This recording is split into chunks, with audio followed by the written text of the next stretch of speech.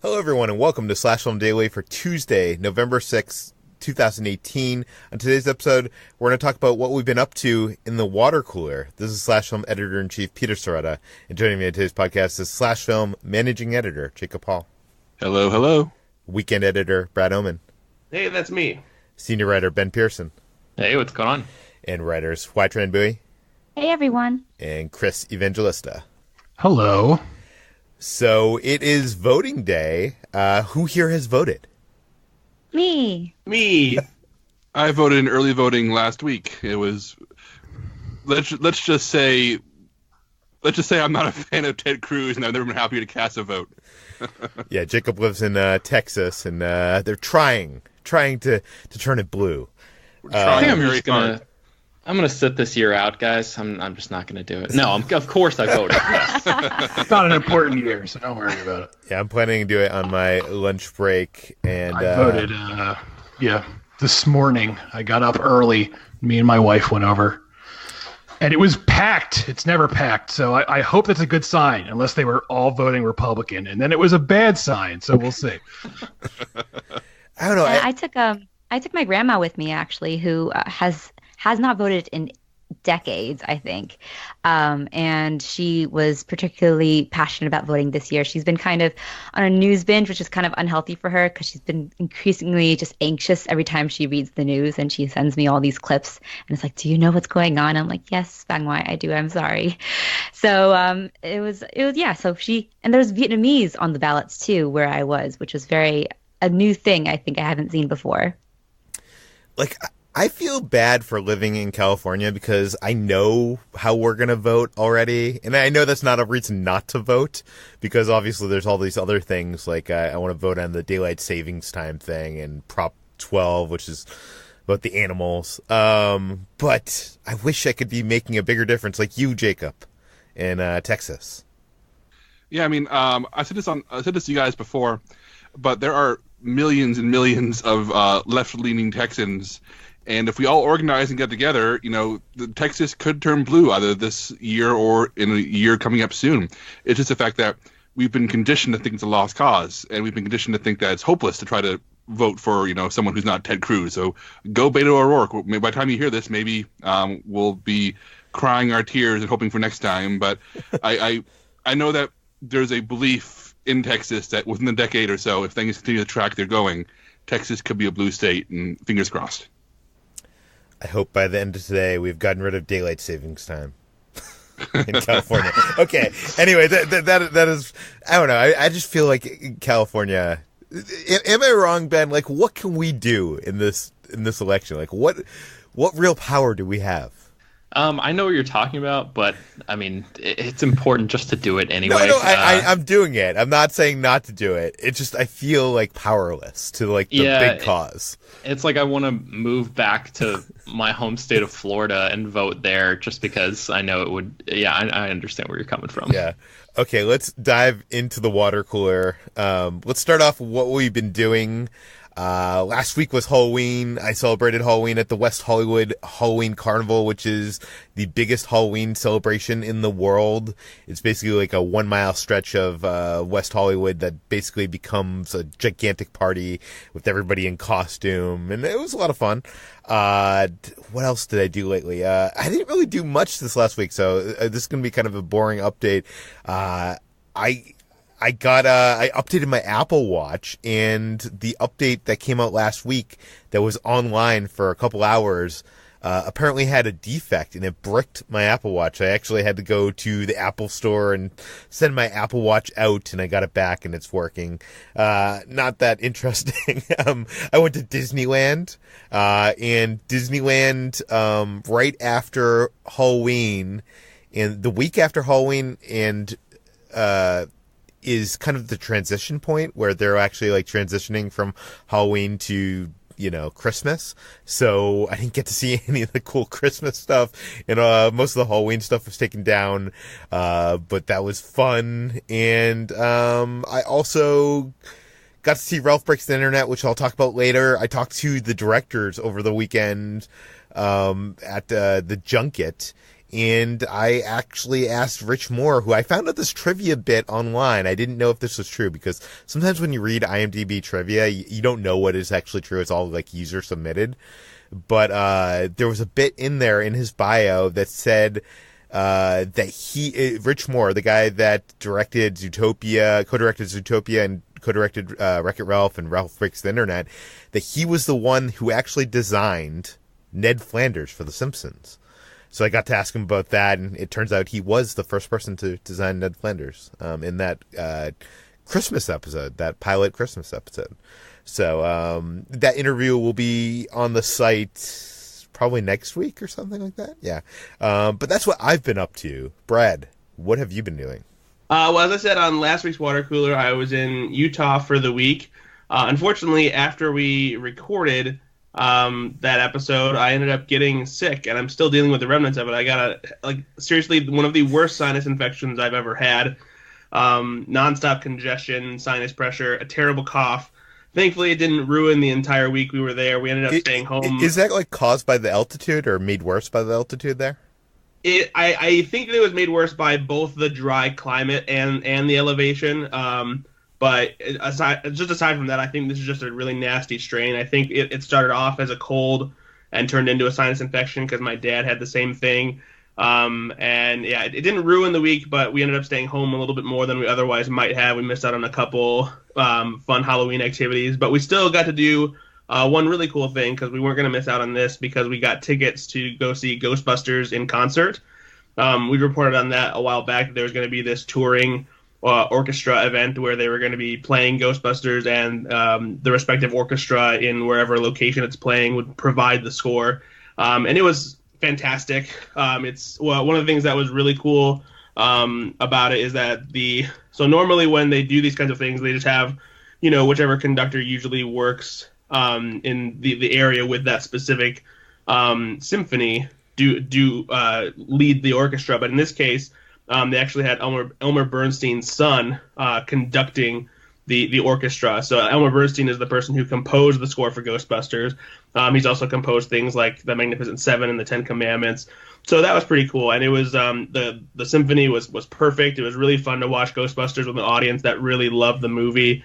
And it was it was fantastic. It was definitely one of my one of the cooler symphony movie experiences that I've had. So now I'm back, and thankfully I am getting better. It's been little by little. Each day it just gets a little bit better, and I'm hoping by the end of this week, once I finish my antibiotic, it'll finally be gone because it's been awful. Well, I hope you get better soon. Jacob, what have you been up to? Pretty uneventful week for me overall. But I did buy, after months of weighing over what I should, I bought a weighted blanket. As I've talked about on the show before, I have depression and anxiety. I'm on medication for both. I have a psychiatrist. I take care of myself. It's just something I deal with. But oftentimes I get extremely anxious when I'm just sitting there on the couch or when I'm just working on the site. I just inexplicably start getting upset and unruly. I feel like I need to get out of the house, or feel like something's wrong, or feel like I'm in danger. And I have Xanax and Valium and stuff that I'm prescribed for extreme situations. But that's something, not something I can take at work or something when I'm trying to have a fun night where I'm trying to enjoy myself. So I did research and found out that some people recommend a blanket that's literally, it's weighted. It is full of glass beads that when you put it over you, it weighs heavy on you. So it feels like you're in a constant embrace or a hug or supposed to create the illusion of feeling safe. So it was $90, so it's not cheap, but I bought a 20-pound blanket from Amazon. There's heavier ones for higher prices. And so far, so good. I mean, the only issue is that if it's warm outside, it makes me too warm to be comfortable. But, I just put it over me when I'm watching a movie or put it over me, when I'm trying to get to sleep. And it is genuinely relaxing and genuinely comforting in a really weird way. So if you're feeling anxiety or just feel physically uncomfortable due to your anxiety, this is something I would actually recommend trying out. Spend the money, see if it works for you. The brand I bought was YNM, a weighted blanket. I bought the navy blue version because it looks good with a lot of different colors and situations. But I recommend it. I've been reading about weighted blankets for like the last year and a half. I know that there's been a bunch on like Kickstarter, which is I'm a user of, and I've been tempted to back it. I know that even like, I know you're saying with like anxiety attacks and stuff like that, it works well. But I've heard just even general, like it just makes you calmer. Like it's supposed to give you like a calmer feeling. So I'm curious to try one. Although I live more in a warmer environment most of the year, so I'm wondering if it's worth it, because you do mention that you do get very hot underneath that blanket and the weight of the blanket. Yeah, there is a good return policy. I know that I'm not sure if it's Amazon or the company itself, but I have until end of January to return it. So if so it's something I think it's worth trying out if it sounds appealing to you. Very cool. HT, you are about to make a big move. So you've been doing some planning, doing some partying. What have you been up to? Yeah, so this past weekend I had my going away party at the Players Club, which is a bar that I talked about a few episodes ago. It's kind of a retrofitted bar that's made to look like a 70s basement. It has pool tables, arcade games, and everything. And when I was there for my going away party, I learned that it has a claw machine with sex toys. So I went over there with my friends to go check it out, and it was actually kind of disappointing for a sex toy machine. We didn't really see anything in there except for like some lube and then a bunch of things covered in socks. So I guess that's kind of the point. It's like a surprise or something. But I feel like I'd want to know what I was getting. But whatever. So you didn't try to win any of the mystery sock items? I didn't. I mean, I couldn't. I didn't play with the claw machine. I just like took a peek at it. So, and like those are all sort of like, it's kind of like gambling at a Vegas casino. You're like destined to lose anyway. So I just didn't try, and I was like, okay, whatever. That was a disappointment. But the party itself was fun. A bunch of my friends came, and former coworkers, and we, drank and took some pictures in the photo booth that they have there. It's a lot of fun. I've had them on my Instagram now. And that was a great night. And it was the beginning of a packed weekend for me, because the next night my friends had an early Friendsgiving. Since, Christmas is already here, they decided to squeeze Friendsgiving in early. And because I'll be leaving soon, so we had a small Friendsgiving celebration, which we've been having for the past like 2 or 3 years now, and it's kind of a potluck. I didn't bring anything because I've been kind of crazy in like packing mode. I just brought some wine, but they were very happy about that anyways, because they're great friends.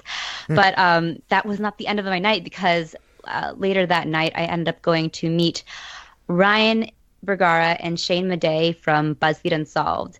And I'm probably the only one on this podcast right now who watches BuzzFeed Unsolved, but it's a web series from BuzzFeed that has been going on for the past, I think, 4 years now, in which these two guys, Ryan and Shane, investigate either true crime cases or paranormal, like, ghost stories. And they've been splitting up by seasons, in which they do one true crime season and one supernatural season. And it's great because Ryan is kind of the believer and Shane is the skeptic, so they have a great dynamic going on, and most of it is just them ribbing each other. And we actually like follow each other on Twitter, and I learned that they were going to be in DC, of course, the week right before I leave, for an event in which they were doing a live like Q&A at GW. So we made plans to meet up, and we hung out, and it was so fun. I yelled at them a little bit for their Halloween costumes, in which they dressed up as Gray Vision. So like Vision from, if you remember in Infinity War, like turns gray after that moment. I won't spoil it for people who haven't seen it. Yeah, and they laughed at it, and they're like, "This is hilarious," and they dressed up as it for Halloween. And I was very upset as the Vision fan, I am. So we had a disagreement there, but otherwise we had a rollicking good time. Ryan and Shane are both longtime readers of slash film. Ryan said that he's been reading it all his life, which I don't think is true, but is he 13 years old? Yeah, apparently. No, he's been reading it since high school, and he told me to send his love to the site and say that he's really loved the work we've been doing and how especially diverse we've been doing lately. So this is kind of a nice little a little boost for slash film here. But yeah, Ryan is great. He and so is Shane too. They're as funny in real life as they are in the show, and I was really happy to meet them. And I brought along some of my friends too, who kind of fanboyed over them because they have kind of like this weird celebrity. Like level of celebrity now, like amongst millennials especially, because my friend actually described it as like the perfect millennial ghost hunting show, and it kind of is. So it's fun, and I had a lot of fun meeting them. Is this a video show or like a podcast? It's a web series. It's a video show on YouTube, and they're actually on Amazon Prime and Hulu now too. I will have to check this out. They're a lot of fun. What season of the show should I check out if I'm gonna jump in? Oh, I'd recommend jumping in from the beginning because it's just it's fun seeing the dynamic and all the cases that they've done. Although at the beginning they actually had a different guy from Shane, and then they kind of just switch him out and no one says anything, and you're like, wait, I think there's a different white guy at the beginning. Yeah, it's fun. I recommend all the seasons. All the episodes are very short. They're usually under 20 minutes long. Very cool. Chris, what have you been up to? Nothing. Really, the biggest thing I did today, over the period of time, is I voted today, and over the weekend, my wife and I went away for our anniversary. And whenever we go away, we do nothing, and that's great. That's what I live for. Wait, where do you go? Like in a broad sense, we go to Brigantine, New Jersey, because my family has a shore house there, so it's free, and that's another positive. So free nothing is what I'm all about, and that's what I live for. So. We got away. We relaxed for 2 days. It was great. And now we're back. And it's like I never went away at all. So what do you do while you're relaxing? Do you watch TV? Do you read books? We watch Netflix. I read books. My wife likes to nap a lot. I'm not a big napper, so my wife will nap for like 15 hours, and I'm just hanging out with the dogs. So we live like old people. That's what our lives are now. I mean, my wife is in her very young, her early 30s. I'm in my mid 30s, but we live like we're like 75, and I'm fine with that. That's well, okay then. Let's move on to what we've been reading. Jacob, what have you been reading this week? I'm not sure. This doesn't count as fine literature. I've been too busy playing video games to read any books recently. But since I've been trying to simultaneously play Red Dead Redemption 2 and The Legend of Zelda Breath of the Wild, two massive, time-consuming games, this thing I haven't done in a while, and I bought some strategy guides for them. Wait, strategy guides still exist with like the walkthroughs online and YouTube and stuff like that? I feel like they would be like, that market would be gone. Like kind of like the market for maps. Like we don't need maps anymore. That's what I would think too. But the way they've survived, and this is something that if you work in the industry, please email me, is that they've evolved into luxury items. You very rarely find them that aren't hardcover. You very rarely won't find them that aren't like luxuriously produced with beautiful art, high gloss pages, really good writing, really intense detail. They retail for $40 to $50 usually, unless you buy them on Amazon. And if I was stuck at something in Red Dead Redemption 2, I could YouTube it, then I have to deal with a obnoxious YouTuber screaming about whatever they scream about when they're not giving you what you need to know. Whereas in a book, I can casually be like, I'm going to pause this game for a few minutes, open up this physical object that's beautiful, feels nice, and looks nice, flip the pages, which feels nice, and rather than watch it happen for me on YouTube, have the book say, hey, go do this. I can still treat it like I'm on an adventure. Like instead of having it solved for me directly, I'm just giving a little boost from a book, a little hint. So I guess for other people, for most people probably, looking up on YouTube or going to game FAQs or going to any strategy site is probably preferable. But as someone who loves my physical books, loves books to have time and care put into them, and as somebody who's like, I'm not playing a video game right now, but I'm going to sit here casually and flip through this book while my wife's getting ready to go out, so I can prepare for some adventures later. Like, what am I going to do? What am I going to do in Zelda tomorrow night when I play? Oh, I don't know. I'll open up to the side quest section of this book and flip around and see what's in my area of the game. And that to me is really satisfying, and I was not expecting to be as satisfying. Because my whole thing is, I'm trying to play these 200-hour games. I'm trying to, help run a website. I'm trying to be a husband. I'm trying to, take care of a house and animals. So I don't have time to just explore and find everything for myself. So having these nice objects I enjoy owning and enjoy flipping through to help me make sure my time with these games is well spent is proven really worthwhile. But I'm curious. I know I'm the biggest video gamer here, but does anybody else use strategy guides, or do you have an opinion on this? I'm very curious how people feel about using guides, paper guides, in 2018. I mean, I used to use strategy guides back in the day in the NES, SNES, and I just loved looking at the levels because, especially in a side scroller, they would basically screenshot the entire level and you could see it in its entirety kind of laid out. And I thought that was kind of beautiful and fun to look at and find out the Easter eggs and, side quests and stuff like that. But, that's been many years. What about anybody else there that's used strategy guides? I definitely had a strategy guide for Kingdom Hearts back in the day, but I haven't. I mean, I don't play video games anymore, so I haven't had the chance to buy any more strategy guides. But I don't think I would as of now, just because everything's so readily available online, and I mostly use my strategy guide to figure out how to play the game. Remember when games used to come with an instruction booklet that would tell you? I don't know. That was back in the day. You mentioned, Jacob, Red Dead Redemption, which is a game that just came out. So I assume they don't have a strategy guide for that because the publishing process just takes a long time, right? Like, so Zelda, when does that come out? Like a year after the game comes out?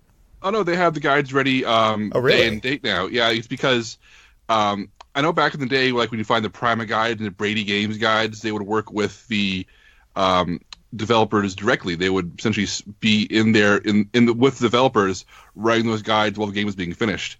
So, like I had the Zelda guide and the Red Dead 2 guides all ready to go. They were on the shelf next to the game when everything first launched. And they even have intro from Rockstar Games, the Red Dead one, saying this was developed with our team. Here's how they worked with us, etc. And they kind of explain a little bit about how it's but how it has their stamp of approval, and they oversaw it with the publisher and the writers to make sure everything was accurate. So I think it's maybe another change is that I think there used to be a lot more third-party strategy guides. The ones you find now, these lavish hardcover ones, tend to be made with developers. So you're guaranteed to be getting something that is complete, as opposed to something that was made by people who are guessing. I hate to get completely derailed here, but I have one more question for you, Jacob. Of course, and that is. I hear all these stories about modern video games, how they are not even ready when the game hits the shelf. So, there's a when you buy Red Dead Redemption and you put it into your machine, it has to download this patch that has the updates for the last, month of development. So I'm assuming they printed this book a month or two ago. How does it stay up to date with all the last minute stuff? All right. I'm not a video game developer. I'm not going to pretend I know the industry incredibly well, but from what I understand, a game's story and basic functions and basic controls and everything that really matters is locked into place, months and months and months ago. And those final months are about ironing out bugs, quality of life stuff, make sure the graphics are finally ready. But all the stuff you'd be worried about for an actual strategy guide, all the stuff is going to matter about where these stories are, how to get from A to B, the best tips for finding the best horses in Red Dead, those will already be in place. But yeah, you're right. Like when I remember the days when I used to put in a game as ready to go. Now I had to put in Red Dead 2, download 90 gigs onto my Xbox hard drive across 2 Blu-ray discs, and then do the 5 gig update before I could play. So yeah, it's definitely a thing. And when they add DLC, extra missions and multiplayer, which is coming soon, the guide will definitely be a little outdated. But since the bulk of the game is a single player experience meant to be played as a story, it feels fairly complete from what I can tell. Very cool. Let's move on to what we've been watching. I will start things off. I saw an early screening of Ralph Breaks the Internet. I talked about this yesterday on the podcast, so I'm not going to get too far into it, but I enjoyed it. It was better than I expected it to be. It wasn't as good as Wreck-It Ralph, which is one of my favorite Walt Disney Animated Studio films. And yeah, I would recommend seeing it in theaters. The world that they create, the visualization of the internet is a lot of fun. Even if the story kind of at times goes all over the place. So I also finally watched American Vandal because of you guys, and also because of Jeff Canada and the Slash Filmcast. Everybody was talking about American Vandal for so long. I had resisted for so long. I think I said on the podcast last week, because I just assumed it was kind of a parody that was going to wear itself thin. And, I'm not even usually a fan of comedic television in general. That's not to say I don't watch comedic television. I watch, Silicon Valley. There's shows I watch. But I just felt like it was going to be kind of a one-note thing. And I think you guys as a whole convinced me that it wasn't going to be. And I watched it, and I'm here to tell you that you guys are wrong. Actually, no, you guys are right. The show. Oh my God, Peter, you scared me for a second. No, it is really good as just a story. It's really good in how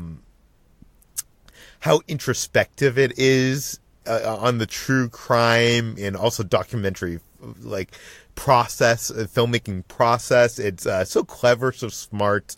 I also stayed away from this because I usually hate mockumentaries and how people act in mockumentaries, and it's always kind of like 2 or 3 steps above how people would normally act, and it feels fake, and it feels, I'm sorry, Brad, but it feels like an SNL sketch. And like in this, it felt very, it was a little elevated, but it felt for the most part real, and it was believable, and it was fun and funny, and I am excited to dive into season 2. And with the 30-minute episodes, it was what 4 hours of television to watch season 1 or something like that. So it was a breeze. But I am excited to get into season 2. And that is all that I watched this week. Brad, what have you been watching? So I was able to sneak in a screening of Bohemian Rhapsody back when I was still in Utah, and I enjoyed it. It's not great. But I feel like it's being pretty harshly judged. I've seen a lot of people say that it's terrible and just awful, and while I will admit that it is absolutely rife with the cliches of rock biopics that, you've seen in Walk the Line and Ray and that sort of thing, basically all the stuff that was spoofed in Walk Hard, the Dewey Cox story, I still think the movie is thoroughly entertaining, and mostly just because Rami Malek does such a good job playing Freddie Mercury, and the movie around him is certainly shallow. It's, it does nothing new, with the rock biopic genre. And there's some cheesy moments in it for sure, but it's very entertaining. I think the Queen soundtrack definitely helps that. But it's, it's a surface level biopic, not what I would call great. Certainly not, a best picture contender or anything like that. But I do think that it's just, a fun movie to watch, especially if you're a Queen fan. This was a film I was hoping to get to over the weekend, but I was just so busy I didn't get to it. Although it sounds exactly what I thought it was going to be from your description. What else have you been watching, Brad? So I also got around to, this is a Netflix series that's been around for a while, and it's something that my girlfriend likes to watch because she's into cooking and food documentaries and that kind of thing. And so she had me sit down and watch a few episodes of Chef's Table. And it really is a fascinating and interesting documentary series that will also make you extremely hungry. It's very stylish, and it's shot in a way that just makes all of the food look incredible. But there's also just really beautiful settings and stuff too. It's the presentation of it is very cinematic, and I found myself mesmerized by a lot of these settings where these cooks work. And there's really interesting people out there cooking, and their passion for food is just something that is really fascinating and interesting on a level that I wasn't completely expecting. I've seen some food documentaries and things like that, but this is something where you can just tell there's a lot of love for cooking. It's such a beautifully made and just shot series. Yeah, for sure. Jacob, what have you been watching? Well, I managed to pick up the new Universal Monsters Blu-ray box set.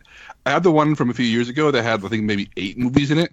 But Universal just put out a new one that has, I think, 30, like all 30 of the major Universal Monster movies from the late 20s all the way through the 50s. And it was on sale on Amazon for half off, so I snagged it. And it's just a great set. It's sturdier and better looking than the previous set was, in my opinion. It looks great on the shelf, but the movies themselves all hold up, even the ones that aren't very good. Universal put a lot of love and care in these transfers. They look amazing. Some are masterpieces, some aren't. But as a slice of film history available for the price that Amazon has it for, it is unbeatable. Like, this is a must-own set, especially since I don't think most of these movies are streaming, and it's just wonderful to have them all in one place forever. In terms of new stuff, I finally got around to watching Skyscraper, which I rented from Amazon Prime the other night. And I know the Slash Film team is very down on this movie. I recommended watching it with my drunk wife, who made it extremely entertaining, as she managed to explain why The Rock is the hottest, and why this movie was amazing, and why it was an important film for 2018. All because she was drunk. But Jacob, your wife is so smart. I can't understand. But we had a great time with it. I'm not going to say it's a really stupid movie, and it's hurt from having a really bad lead villain. It has a really tired second half compared to the first half, which is a lot more fun. It is a dumb movie, but I think under the right circumstances, you can have a lot of fun with it, which I did. But I'm not going to go marching to its defense anytime soon. But I had a great time watching The Rock, my wife's new boyfriend, save his family. And for my weekly ER check-in, we are now nearing the very end of season 8, which means that Dr. Mark Green is dying of his brain tumor very slowly.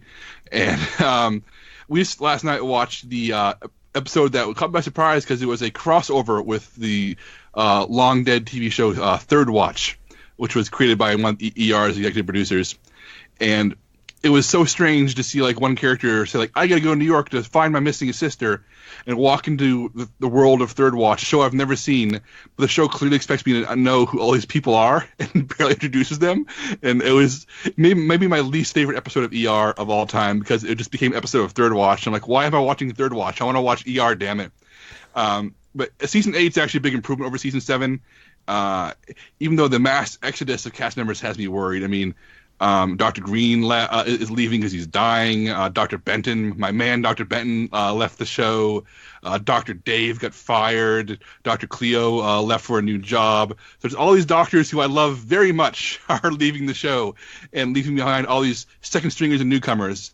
And thankfully, Abby Lockhart, my favorite depressed TV character of all time, possibly, is still here to anchor me. But other than Abby and Dr. Carter and Dr. Weaver, there's a bunch of newbies, all these new doctors who I don't trust yet. I don't trust them with my life yet. And then the mark of a good ER cast member is, would I let them operate on me or treat me? And right now the answer for most of them is no.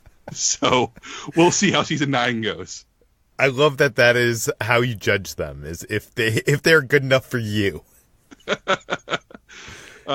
Also, after putting it off for a long time, my wife and I started the Great British Baking Show season 5. We loved the first 4 seasons, and we put off season 5 because there's one of the judges left. There's a new judge. There's 2 new hosts. It's all due to this behind-the-scenes shakeup when the show switched networks in England. And we put it off because we were so worried it wouldn't be the same show. And it's the same show. It's still the most relaxing, comforting, warm competition show of all time. The kind of show where the people who lose hug everybody else and say, I'm so happy I did this. And everybody's so nice to each other, and the tone is so pleasant, and there's no backbiting or snide remarks, and there's no manufactured drama. It's just really nice English people making good-looking food. And so season 5 is more of the same, even with new hosts who are rapidly growing on me. But I know Chris has been watching this too, right? Yes, my wife and I love this. We watched the newest season already, and then the other day I noticed over the weekend, or at least sometime last week, Netflix uploaded this thing called the Great British Baking Show: The Beginning, and I don't know why it's called that, because I thought that meant it was going to be the first season, but it's not. It's like the 3rd season, so I don't know why they're calling it The Beginning, but in any case, it's an older season with the original hosts, and everything Jacob said holds true. It's just this very nice. It's like comfort food in the form of a show. Like my wife and I, we like to watch, serious stuff too, but, some nights we just don't really want to focus that much. We just want to watch nice British people baking, and that's what this show is. It's just very nice, and it's so much better than like American cooking shows or American, because everyone on American shows, they're all very cutthroat and they're all trying to one up each other, and on this show, like, the contestants help each other. It's this really weird, polite thing. Like, if one of them needs a hand picking something up, they'll help each other, and that never happens on an American show. They're just like, I'm here to win, get out of my, and it's just this nice mentality that I wish was universal, but it is somehow all focused into this show. It's funny too that both of you are praising it for that aspect, and Jacob, you've in the past praised what was that show, Ultimate Beastmaster, for the same kind of the way they handle competition and the whatever. It gives me a perspective on what kind of entertainment you are looking for today. I guess the world stinks so much that I'm going to watch a reality show. I want a reality show full of people who are going out of their way to be good to each other. And Ultimate Beastmaster and Great British Baking Show, despite being completely different types of competitions, ultimately are about people coming together because competing brings you closer rather than divide everybody. And that is really powerful, and it makes me never want to watch bad reality shows ever again. Huh. Chris, have you been watching any movies this week? Yeah, I saw a few. What did I see? I finally watched The Nun, which is the latest Conjuring film, and I was sadly a little disappointed. I love the Conjuring main series. I've been sort of so on the spin-offs, the Annabelle films, and I was really looking forward to this because I like the idea of a creepy nun movie, and I thought the nun character was very creepy in The Conjuring too. And the look of this film is great. Visually, it's fantastic. It's very dark and gothic and murky, and I love that. But the plot is kind of dull, and your demon nun movie should not be dull. Like, by default, it should be an interesting movie, and it just didn't hook me. So I'm a little let down by that. I wish. I know there were extensive reshoots, and James Wan came in to shoot a few new things, and I'm very curious if like an earlier version of the film had more personality in line with the director's ideals. His name is Corin Hardy, and maybe like an earlier cut was better, but not as jump scary as they were hoping for, and maybe that's what went wrong. I don't really know. Other than that, I also watched the new cut of Outlaw King, which is the Chris Pine Netflix movie. I saw the original cut at TIFF, and I didn't like it, and neither did anyone else. And as a result, the director decided to go back and edit it before it comes to Netflix this week. And he cut about 27 minutes off of it. And it's a better movie pacing wise now. It doesn't drag as much. It's not as, it doesn't go on forever, but all the editing in the world can't change the fact that this really isn't that great of a movie. It's just kind of there. I mean, it looks great. It's got some really memorable battle sequences in it. They're very gory and very brutal, and they're going to make you squirm if you're squeamish, but other than that, it doesn't really work that well. I mean, Chris Pine is fine. The cast does an okay job, but I just, this cut didn't really save the movie for me, unfortunately. But is Chris Pine's nude scene still in there? That's the most important question. Yes, the Pine Peen remains uncut. Yes. I just want to point out that I had a dream last night, Chris, where I watched The Outlaw King, and I watched it with a non-existent doctor friend, who doesn't exist in real life, only in this dream, who diagnosed Chris Pine with a life-threatening disease based on seeing his penis, and the rest of my dream was us trying to find him, to warn him. That sounds better than the movie, so okay. I just realized that we missed the opportunity to call them the Pine Nuts. Oh, Wow.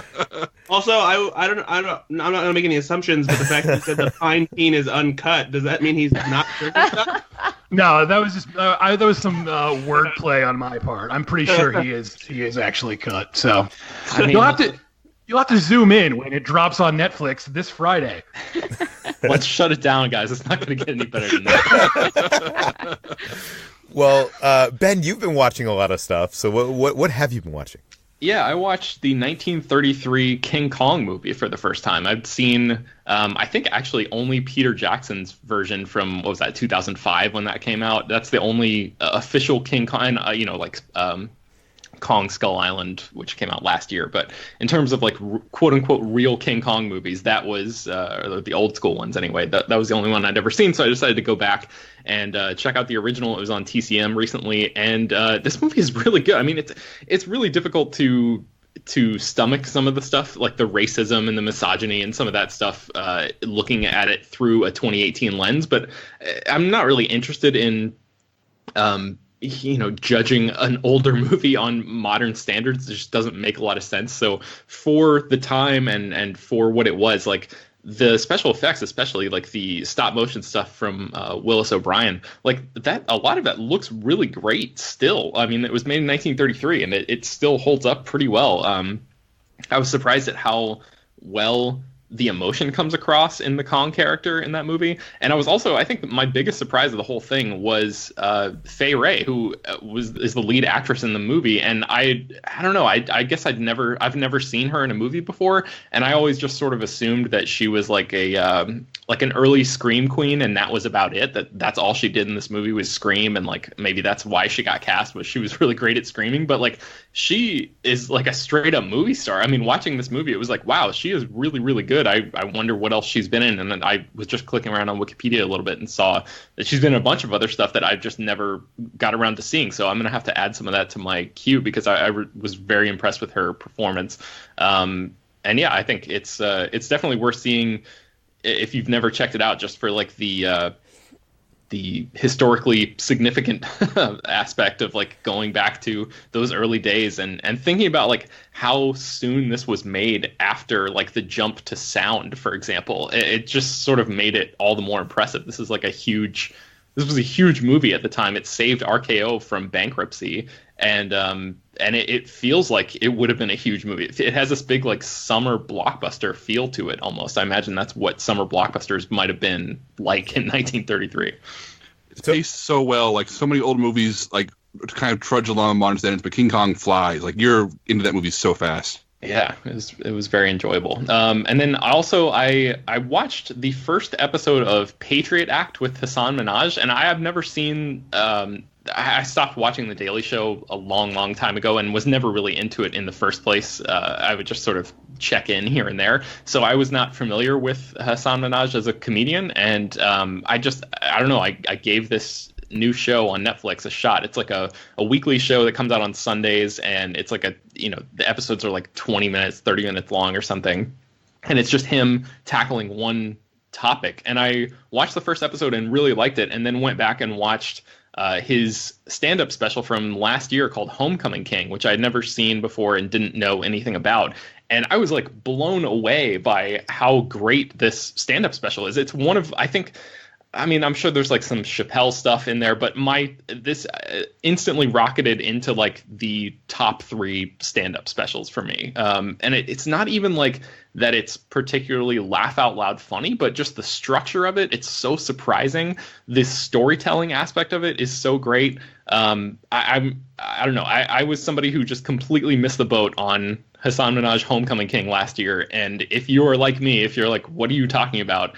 Add it to your Netflix queue, because I found it to be an incredibly rewarding experience, and it was fantastic. And so I had like a Hassan Minhaj mini marathon where I just watched, I ping pong back and forth between Patriot Act, I watched this Homecoming King special, and then I just watched all the rest of the episodes of Patriot Act, and I'm definitely going to be keeping up with that as the show moves forward. I think it's only gotten like 3 episodes in or something, because it launched relatively recently. Has anybody else seen that show yet? I've actually watched the first 2 episodes, and I really enjoy it too. I hadn't watched Daily Show recently either, so I didn't really know much about Hassan Minhaj, other than the very cute Netflix video with him and Tan from Queer Eye, which they started speaking sort of a unspoken language between like their fellow brown experiences, and I really enjoyed that. But I liked the first two episodes a lot, especially how he tackled affirmative action in the first one, and seems to be addressing specifically like an Asian American audience, and not in a way that's like takes them to task too, which I very much enjoyed. Yeah, it's great.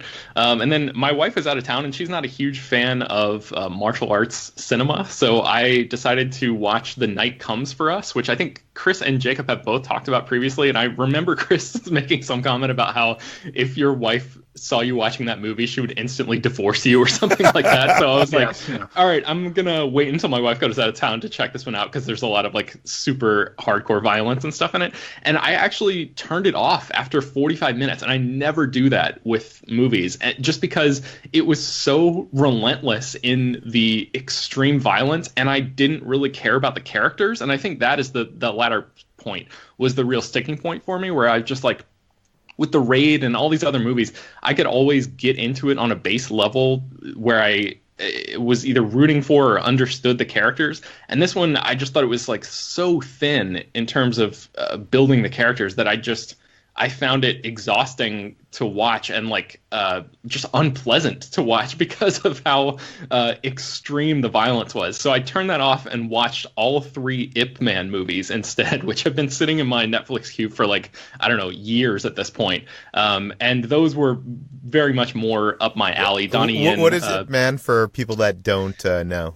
Yeah, so Donnie Yen of Rogue One, a Star Wars story fame. That's probably where a lot of our listeners might know him from. He's an international superstar, and the Ip Man movies are a trilogy of films where he plays Ip Man, who's a Grand Master of Wing Chun, which is a very special martial art in China, and he was the teacher of Bruce Lee back in the day. So these movies are basically just like more traditional sort of martial arts fighting movies, instead of like all out gore and people getting, stabbed through the eye with bones and whatever the hell The Night Comes for Us was doing.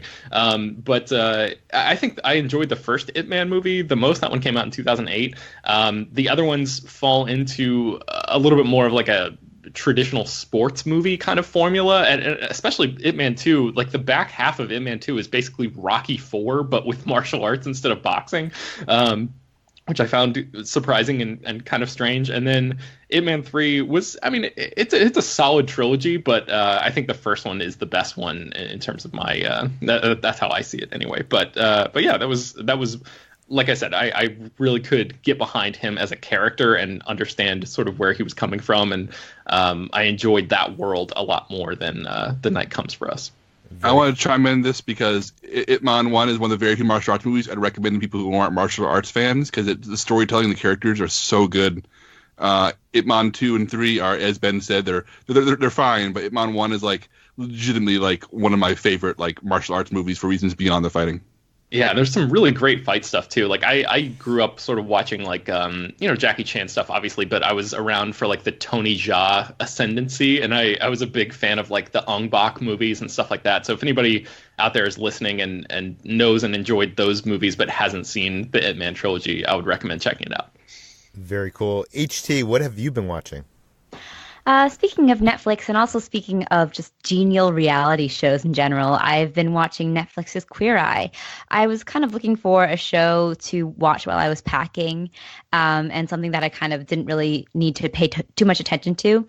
But I put on Queer Eye, which I've been meaning to get to for a long time, and I ended up like stopping from my packing for a little bit and just watching the series, and then I would end up crying at the end of every episode, because it's just this wholesome, good-hearted series about the Fab Five who go around making over their heroes, that's what the clients are called, lives, and not just in sort of in fashion and in appearance, but they do so like wholesale. Like they go in and they try to find like what their issue is, maybe why they're stunted, why they're being held back in life, and they go in and do like a soul and appearance makeover. And I also make over their house too. It's great. Like they do like hair and fashion, but also they have the Karama, who's the culture guy, and he gives them basically like a therapy session.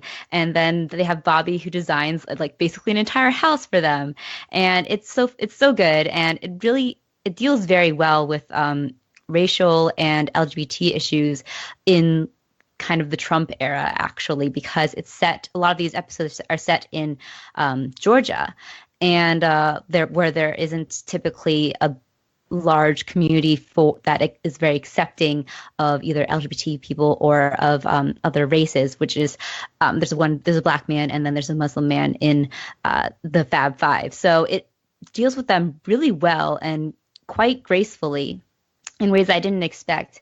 And it's always so inspiring to watch them not only make over these people, but change these people's minds in a lot of senses, because a lot of these men or even women from Georgia are a little closed-minded, but end up coming out of the experience just completely like full of love. And the Fab Fives who come out changed as well. It's such a good show that you wouldn't expect to make you cry every episode, but somehow it does. So it's just like me packing, watching the series, and then crying and like falling asleep in my pile of clothes. So that's been like my experience for the past few days. It sounds like a way of life. So let's move on to what we've been eating. I have, aside from Disneyland, which I had a cheat day, I have been on this diet for over a month now. I've lost now 20 pounds. So I am celebrating that. And I celebrated that at Disneyland. So now I'm actually, I think, at like 19 or 18 because I gained some weight. But I am happy about it. I'm happy about my progress.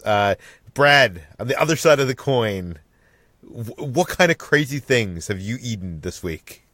Nothing too crazy this time, but now that Halloween is officially over, all of the Christmas-themed candy and stuff is starting to hit the shelves. And so one of the things that just came out is new hot cocoa-flavored Hershey Kisses. And I found these like pretty much as soon as November started in the store, and I picked them up. And they're pretty good. They're described as sort of as having marshmallow flavored cream inside of them, but the marshmallow flavor isn't very strong. They're definitely like a kind of a cocoa flavor, but it doesn't taste too much different from just if you had a Hershey Kiss that was filled with a slightly softer chocolate filling. So they're good, but they don't really give off too much of a hot cocoa with marshmallows flavor. So if you're the kind of person hoping for, I guess, the marshmallow flavor to really come out in something like that, you might be a little bit disappointed. And then go ahead, Peter. So what is the key difference between a normal chocolate kiss and the hot cocoa chocolate kiss if you can't really taste the marshmallow? Well, it has a filling inside of it, and the filling itself is softer than what a normal Hershey Kiss would be, since it has a softer inside. Yeah, so it's a little bit creamier, and the chocolate that is inside of it does taste more of like a hot cocoa as opposed to a milk chocolate flavor. So it's a little bit different. It's not too different from, like, I guess they make these Hershey Kisses that also have a truffle filling. And it's kind of like that, but like I said, there's definitely a slightly distinct cocoa flavor as opposed to just the regular chocolate flavor. Would you buy these again? I mean, probably not. I've already tried them, and like I said, like they're not remarkably different, from just a Hershey Kiss with a different kind of chocolate filling. So it's not a favorite, but they're not bad. They're worth giving a shot, I guess. Now, like me, you are also an Oreo connoisseur. You like trying out all the new Oreo flavors, and there's a new one out, right? Well, so this isn't a new one. This is just me celebrating because every winter, Oreo brings back their white fudge covered Oreos, and they're finally back in stores in the seasonal section with all the winter candy and stuff like that. So I picked some up and had them the other day, and it's one of my favorite things that happens around Christmas time. So if you haven't had these for whatever reason, you should, because they're probably one of the best Oreos ever. Now, Brad, I'm on a diet, so I can't go out and buy Oreos, but I have seen that there's now peppermint bark Oreos. And I'm kind of wondering, what's the difference between the peppermint bark Oreos and the candy cane flavored Oreos of, I think, last year? I saw these, and I haven't picked them up yet, simply because I'm not the biggest peppermint bark fan. Yeah, I like peppermint as a flavor, but peppermint bark Oreos just didn't really seem all that great to me. Like you said, especially because we've already had the candy cane Oreos, and apparently the difference this time, which might make a difference for some people, is that it's not just little pieces of candy cane that are in the cream this time. Apparently, the cream itself is actually peppermint flavored. Oh, okay. Yeah. That makes sense. Yeah. You got to try it, Brad. You got to try it for me so I can hear about it. Maybe I'll give them a whirl. Okay, let's move on to what we've been playing. Jacob, what have you been playing this week? I'm still making my way through Cowboy Simulator, a.k.a. Red Dead Redemption 2.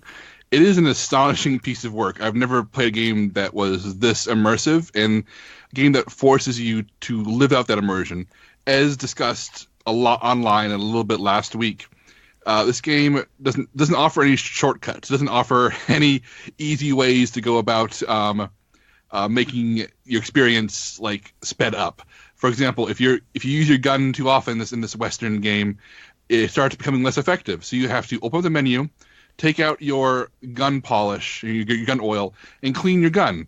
And there's an actual animation where you see him applying the oil and rubbing it. And so it's games like that constantly. It's like if you want your horse to like you, you got to pet your horse. You have to groom it. You have to be with it for a long time, and hopefully it won't die, because your horses can die really easily if you ride into a gunfight, and it's really hard to bring any horses don't get brought back to life super easily. So it's the kind of thing where it's like I've really gotten into this. I've really gotten into how the game says, nope, this is as close to reality as we're going to get. We're going to push you to try to actually experience a cowboy's life. And it reminds me a lot of how Grand Theft Auto 5, the previous game by Rockstar, was very much a power trip. It was very much like you can go anywhere, blow anything up, shoot anything, get away, and you're fine. And Kotaku had a really good article about this, so I'm going to echo their sentiments, and I'll grab a link for the show notes. Talk about how this game is a criticism of power fantasies, because if you break the law, it hangs with you. People start reacting to you in fear or fright if you have a bad reputation. It is very hard to survive massive gunfights because you're using these antique weapons. Your guy does not move like a superhero. He moves like a 30-year-old cowboy running around the wilderness. Like, nothing about this is intended to feel good. Like, if you play an Assassin's Creed game, for instance, you're climbing up towers, leaping from high distances, and being acrobatic. In Red Dead Redemption 2, you fall off your horse and fall on the ground, and your character limps up. I find it intoxicating. I find it really thrilling. I get why it doesn't work for some people. I get why the pace or the realism or the detail feels like a waste of time or energy.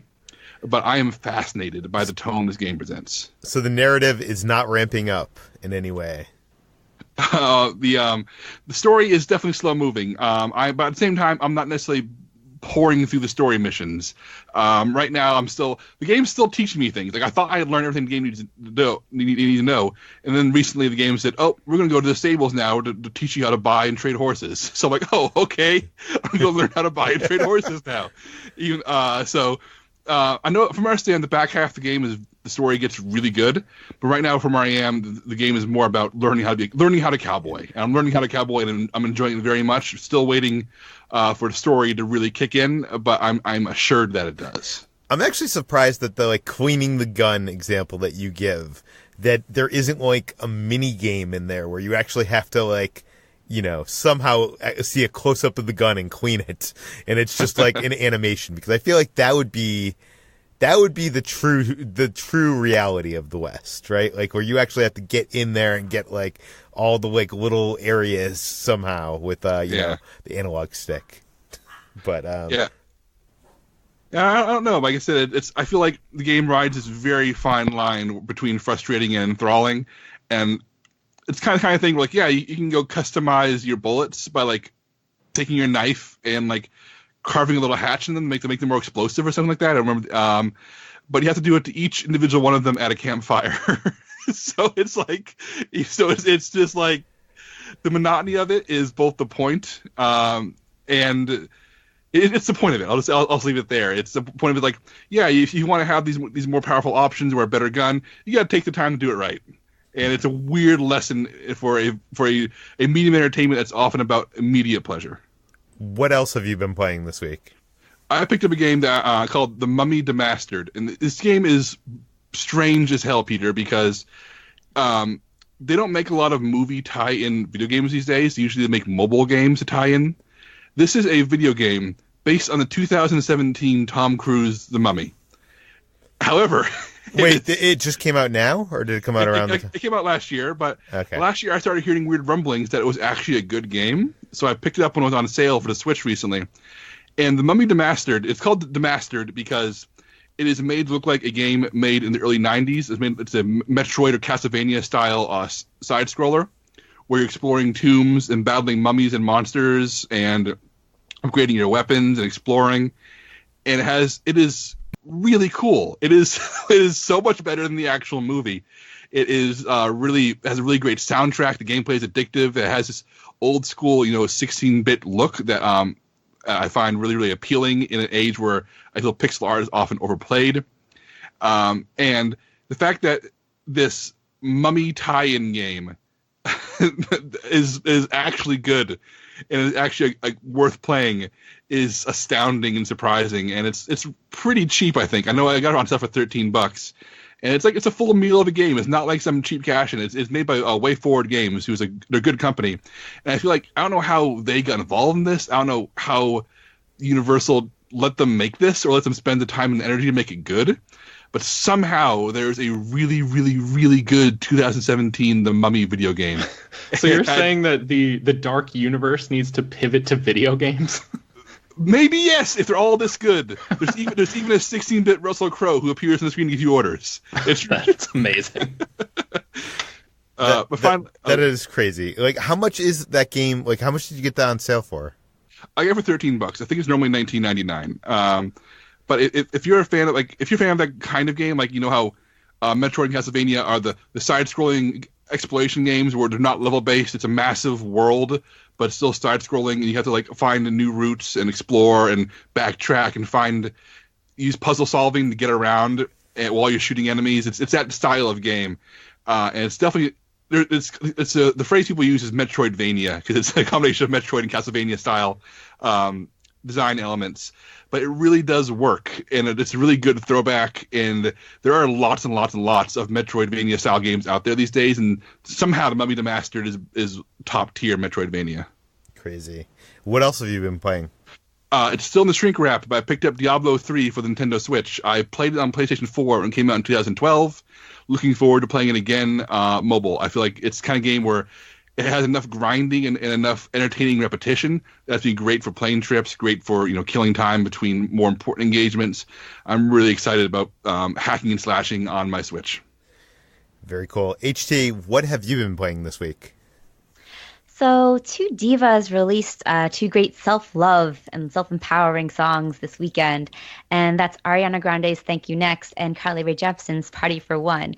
And they've been kind of the perfect packing playlist for me, just those two songs only. I haven't listened to anything else. Just kidding. I have a whole other soundtrack, but I'm sure everyone else is sick of hearing me talking about packing. But they've been really good ways for me to get inspired and say goodbye to my DC life and call none of the exes that I have in the city. So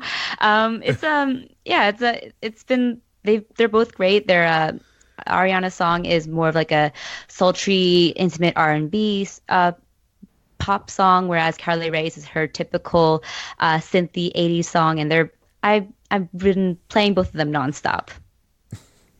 See, I have no sense of any modern music. I'm really bad with music, so I don't know either of these songs. But I'm just picturing you packing. With like an anime style with the subtitle Party for One above it with I don't know, these lights blaring, it's like a party by yourself. Packing. It kind of is perfect. Yeah. It's my kind of party.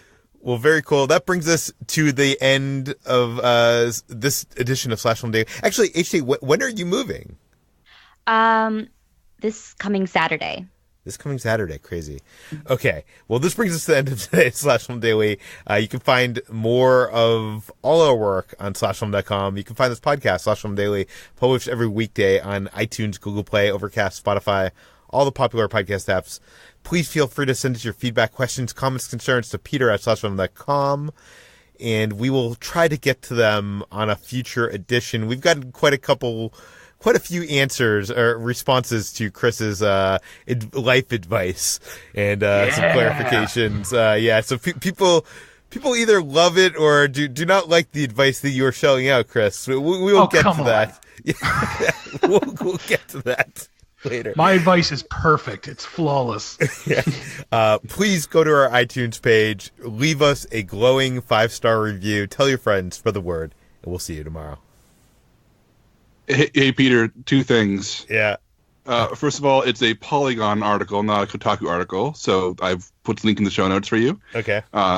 Second of all, it's time for the book. Oh, goodness.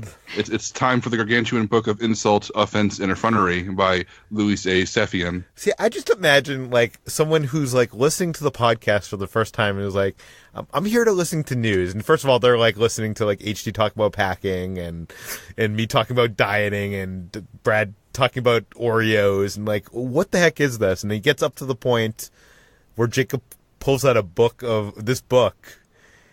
Like, what do people think of this podcast? This is like the first episode of the podcast that they hear. Well, Peter, I don't know what they think of the podcast, but I know that you look like Grant, General, not Carrie. What a timely joke. Well, Chris, you were a war baby. Your folks took one look at you and started fighting. War baby? Wait, what is this book from? Like, when were these jokes written? I know this was published in, like, the 80s or 90s, right? We've gone over that. This new edition from a few years ago. I feel like this is like a folklore type of book where they just compile all the crappy jokes from the past century. Well, HT, at a holiday party, they hung you up and kissed the mistletoe. Oh, my. Hey. Hey, Ben, you appeared recently in a beauty contest and got several offers from plastic surgeons. Wow. Hey, well, Brad's smarter than he looks. That at least is reassuring. What? I think that's mostly a compliment. No, I think he's saying that you're very ugly. Yeah. Yeah. No, I'm gonna go with I'm just gonna hear the smart part of it. All right, I'm gonna read one in general because I don't Too mean to apply to a certain person. It doesn't make sense. Okay, I'm just gonna read it as written. In fact, I think it demands a slightly old-timey voice. A fellow took her out once and announced to his friends, "Was that a girl? Was that a girl?" That's what everyone kept asking. Was that a girl? What? I don't. I think it's supposed to be like, boy howdy, was that a girl? Yeah, like, exactly. That kind of thing. The first ones, and then the other ones, they're just like, no, literally, was that a human girl? woman? You know what? I just tried to Google "this book is so stupid" joke, and none came up. So That's not the title. no, but I was trying to come up with a joke to give Jacob, telling him his book is so stupid. But apparently, that's not a thing. No. Maybe sure there's an it's area in the book. Yeah. This book is so fat. Well, Peter, you have a very sympathetic face. It has everyone's sympathy. Oh boy. I don't think people are going to listen to another episode of this first episode. Like I said, wrap it up.